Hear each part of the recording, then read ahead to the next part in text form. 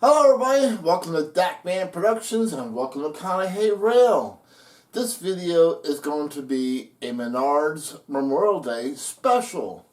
So I was out surfing on the web, just checking things out, different sites and different Facebook groups and stuff like that. And there was a couple of complaints that I've seen, people saying there's too many high rail layout videos on YouTube, and nobody seems to focus on, very few people seem to focus on the traditional stuff. And also seeing people say they like to hear stories rather than an update. So this video, I'm going to switch everything up based on those two things that I've seen. So today we're going to talk about Menards, and it's not scale. It's going to be traditional semi-scale. And for those of you who don't know, Conahey Rail does have a traditional 027 layout as well. It's based on the MPC era. And take a look right here. I'll show it to you right now. Alright, so here is a look at my traditional Lionel MPC era train layout. And as you can see, I have it painted in the traditional Lionel blue and orange that you would see today. That was inspired by a Lionel train show booth during the World's Greatest Hobby show a few years back. And once again, I would say most of this stuff is from my youth of the MPC era, the 70s and early 80s. There's a couple newer things on here that I bought after the MPC era, but for the most part, a lot of stuff on here, I would say at least 90% of it is MPC. I just don't show on video that often.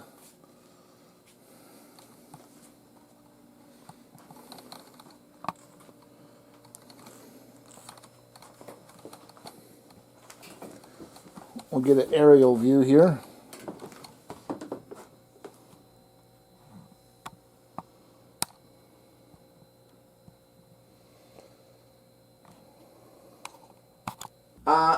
So today we're going to talk about a couple different things here. We're going to talk about Menards and Memorial Day weekend.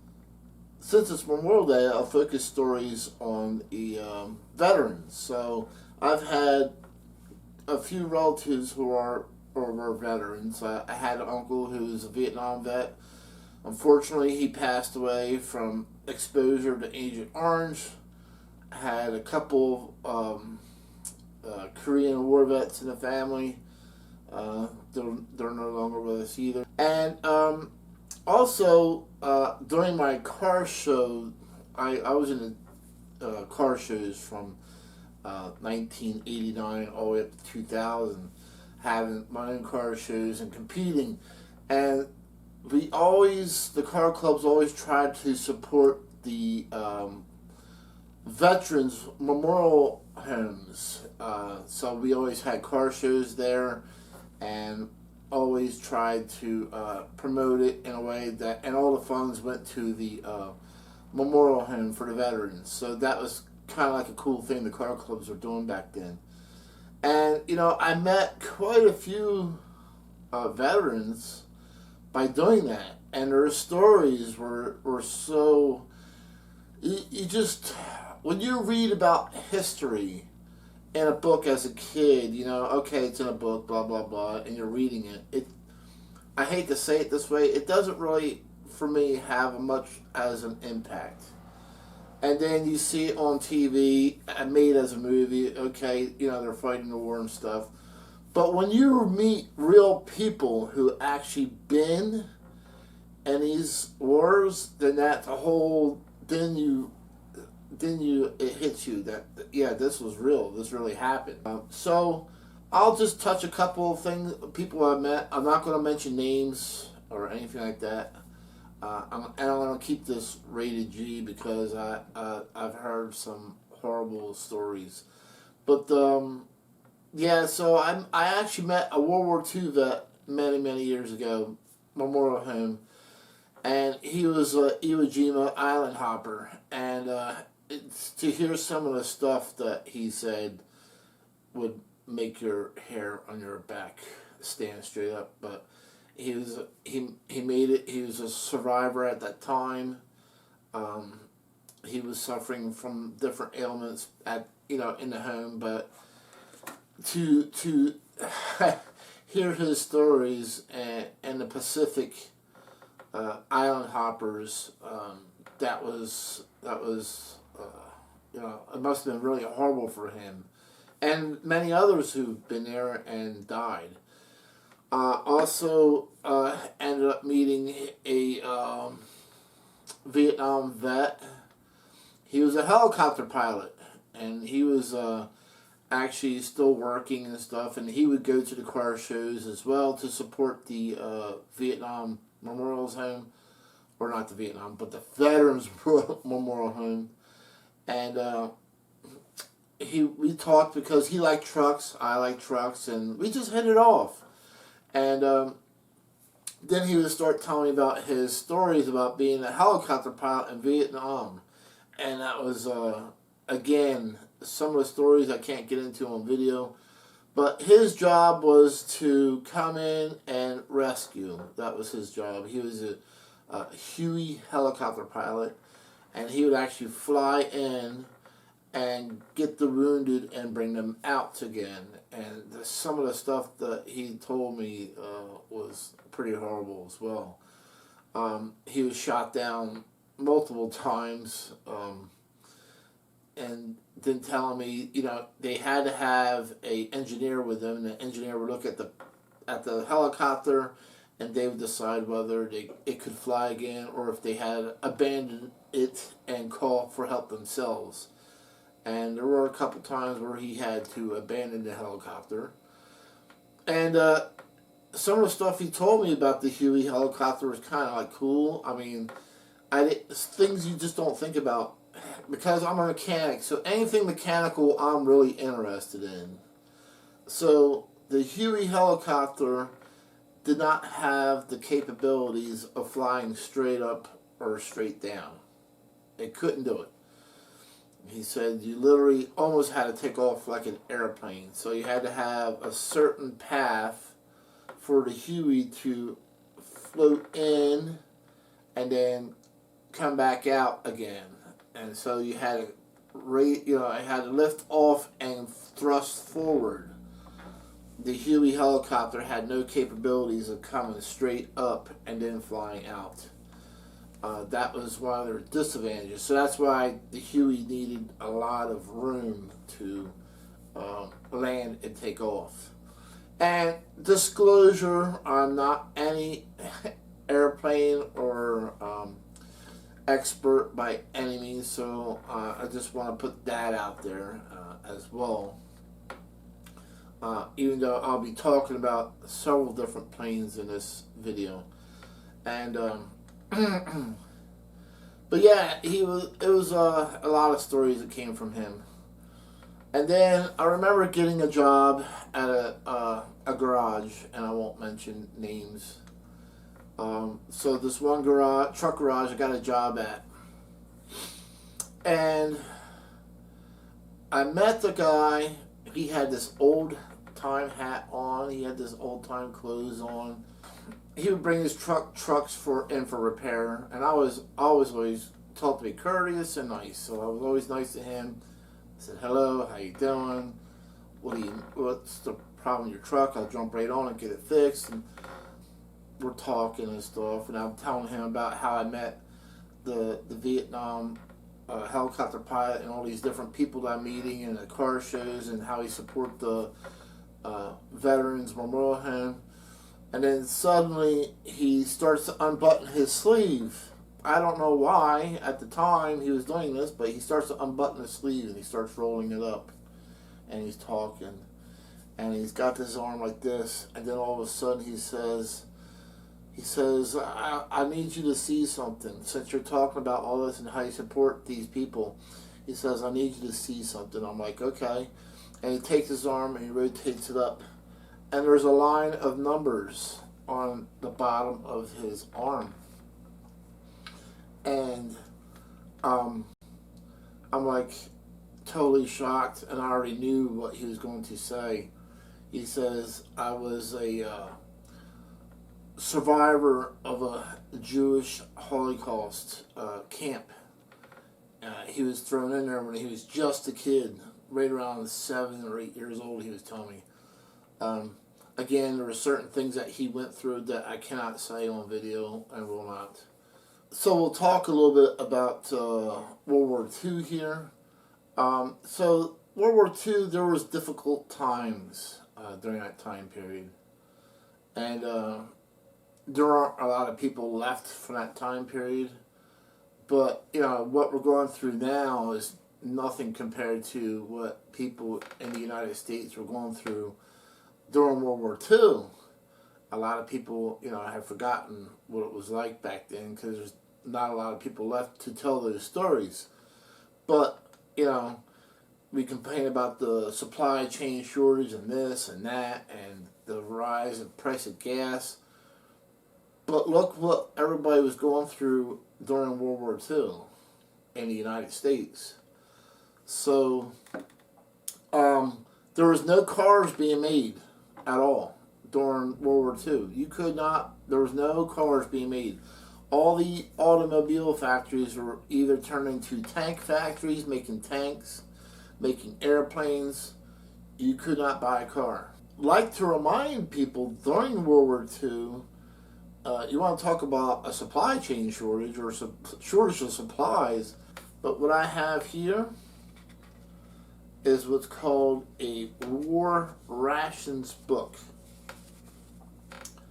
This was issued to families, and this was your rations, war rations.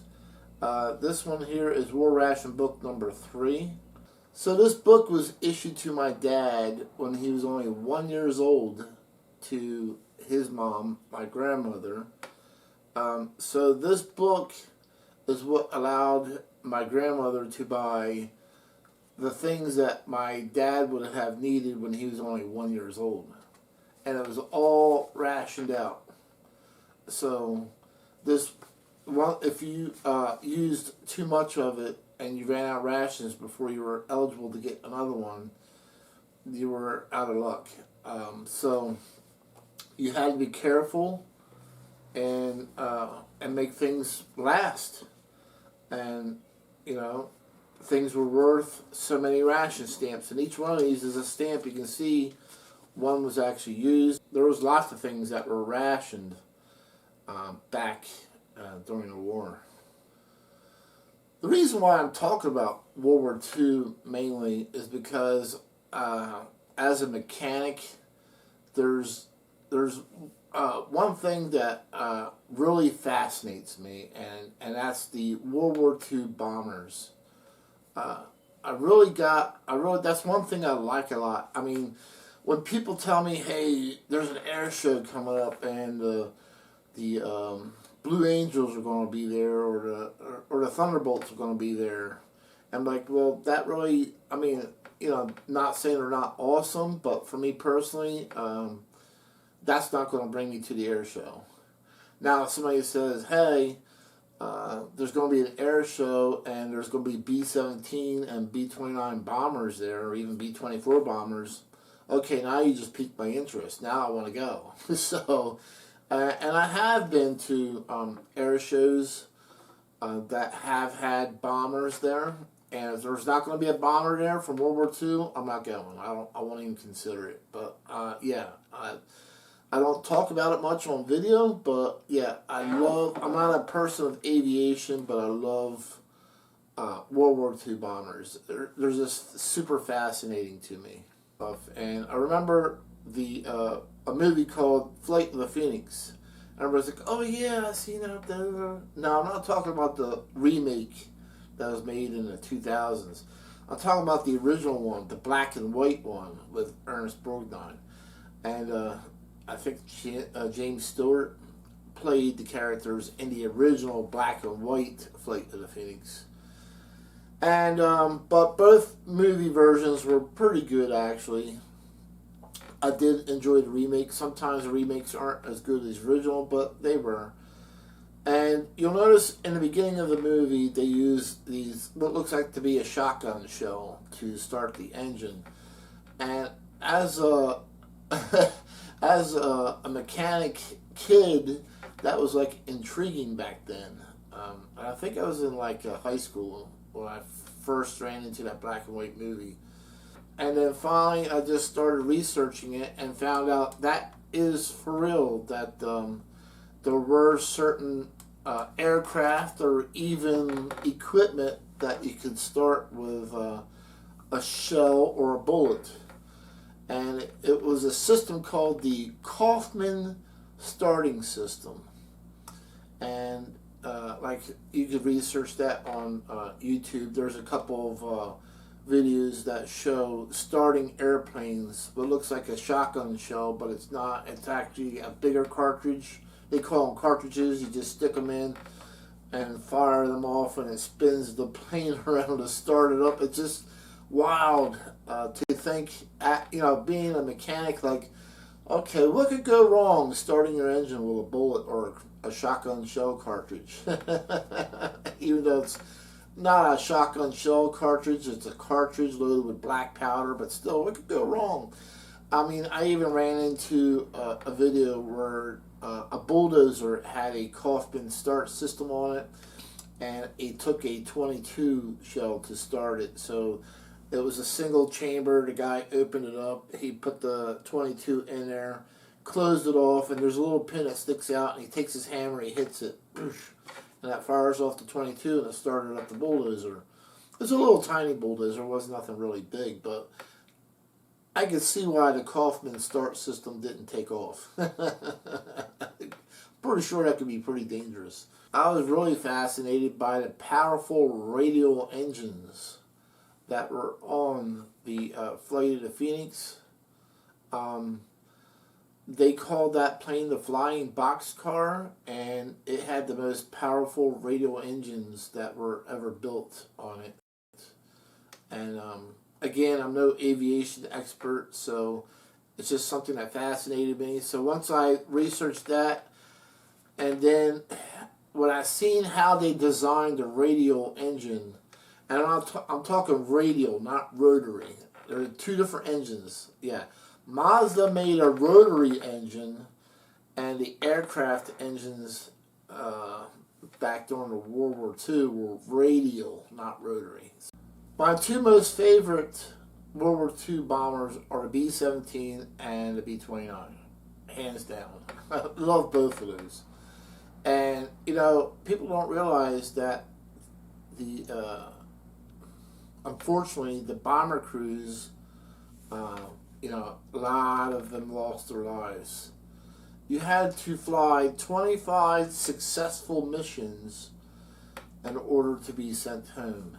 And a lot of them were shot out of the sky. Never made it. And the reason why I talk about the bombers during this movie or this video is because, like I said, I do like the bombers. I like seeing them at air shows. And that brings me to what we're looking at today. So Menards made a series of boxcars, and we'll take a closer look at this, based on World War II bombers. And this caught my eye. But this one here has a special meaning. This one here is called Takeoff Time. And so what would happen is the bomber planes, the crew would make nose art on them and give the plane a nickname. So it was commonplace to do. And so this particular plane had the nose art called Takeoff Time. I actually got to see this airplane in person at an air show. So when I seen that the Menards made a boxcar on it, I had to have it. Because, like I said, I actually got to see that plane in person. And so that was so cool. Menards, like I said, they have done quite a number of bomber boxcars. And Menards themselves, I mean, they offer quite a bit of military rolling stock, if that interests you. So here we have a Menards flat car with a military truck on it.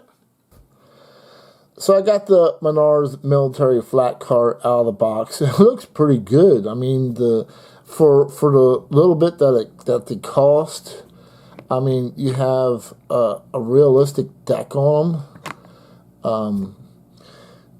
You know, United States Army, the Army truck. It's very military. I really like this thing, and it's got the military graphics on there. I'm just taking it all in. This is semi-scale. It is Menards. It is plastic. The truck seems to be all basically plastic-ish. Yeah, truck is plastic. Car is plastic. The trucks are like half and half. They seem to have plastic side frames and metal centers. They do feature metal wheels. One of the things that I do see for shipping purposes that Menards does tie wrap. And you can see it, the truck side frames together, because I have seen complaints where the truck frames were broken or broke off. So that's one of the things that they're doing to prevent that from happening. They tie them together with tie wraps. Once again, you have the metal wheels. You have an opening coupler, but it's a pain to open. You gotta actually flip the car upside down, for me anyway, to open it, because you gotta pull up on this tab to open up the coupler. And so I would like to see a lever out here, but for $15, I guess you can't complain. Another thing I noticed is people were saying that sometimes a Menards car derails. Sometimes these wheels can be out of gauge, meaning they're not the right width apart. So not sure how easy it is to re-gauge the wheels, but for the most part, you know, again, you gotta remember, it's just a $15, $20 car. So, but yeah, this is a great piece. Very nice, nicely detailed with the truck. And for $15, $20 to $20, you can build a great military train with it. Okay, here's a closer look at the Menards Bomber boxcar series. And this one, like I said, is Takeoff Time. It does feature an opening door, as you see. A little difficult to open. Not much detail to it, but again, it's only a $15 car, so you got molded in ladders, molded in grab rails. I just like this series. Now, this series is nothing new. I'm just showing it off now for the Memorial Day special. But this Bomber series came out quite some time ago.